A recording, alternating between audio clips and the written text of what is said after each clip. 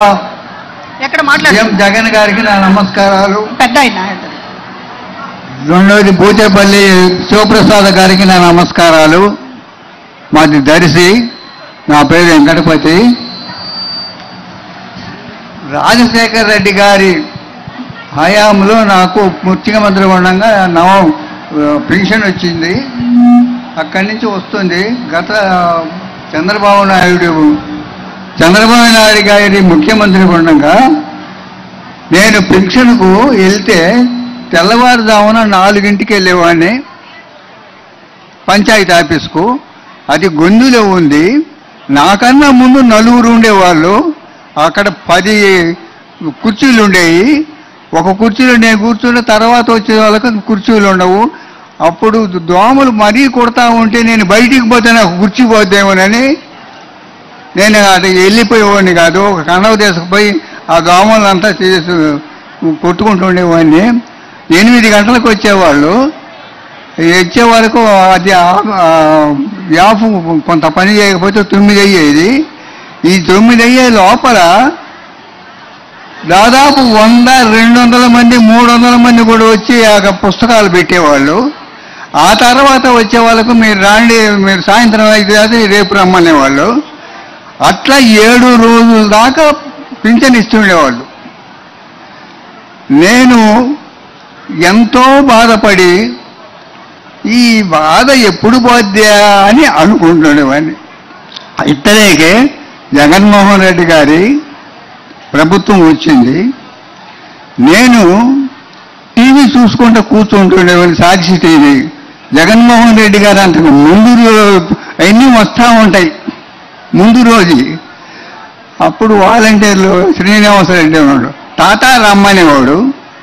నేను వచ్చిన తర్వాత ఏలుముద్ర వేసుకొని నాకు పెన్షన్ ఇచ్చిపోయేవాడు. అక్కడికి ఇక్కడికి తేడా చూస్తే ఎన్నో యోజనాల తేడా కనపడేది నాకు. ఈ జగన్మోహన్ రెడ్డి గారు చేసే పథకాలు ఒకప్పుడు నెహ్రూ గారి ప్రభుత్వంలో మేధావులు ఉండేవాళ్ళు 2, 4 భూపేశ్ గుప్తా, డాంగే, చంద్రరాజరావు.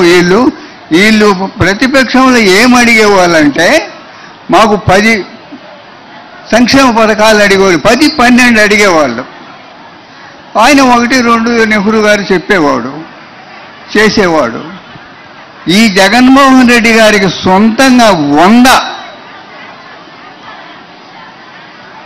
సంక్షేమ పథకాలలో 98 చేశాడు. ఎవరు చెప్పారు? వాళ్ళు 4 కలిసి చేసేవాళ్ళు. ఇది అడుగుదాము, ఇది అడుగుదామని. అప్పుడు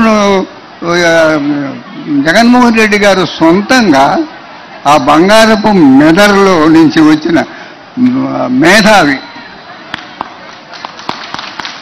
బంగారపు మెదరే, ఆ మెదడు నుంచి వచ్చిన ఆలోచన అమలు జరిగిందంటే అట్టడుగు నుండే వాళ్ళు ఇప్పుడు ఈ 4-5 సంవత్సరాల్లోనే మేము బాగా బ్రతుకుతున్నాము అని చెప్తున్నారు.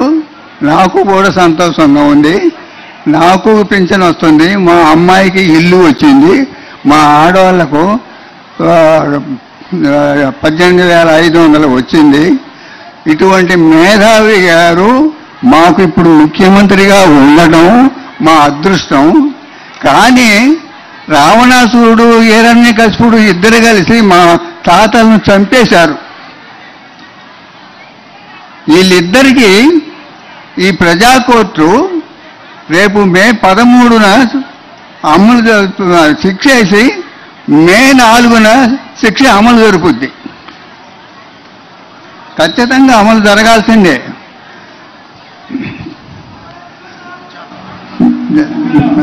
మీ మాట నిజమవుతుంది అన్న. పెద్ద ఆయన మీరు బాగా మాట్లాడారు. బాగా మాట్లాడు పెద్ద అన్న మేధావి.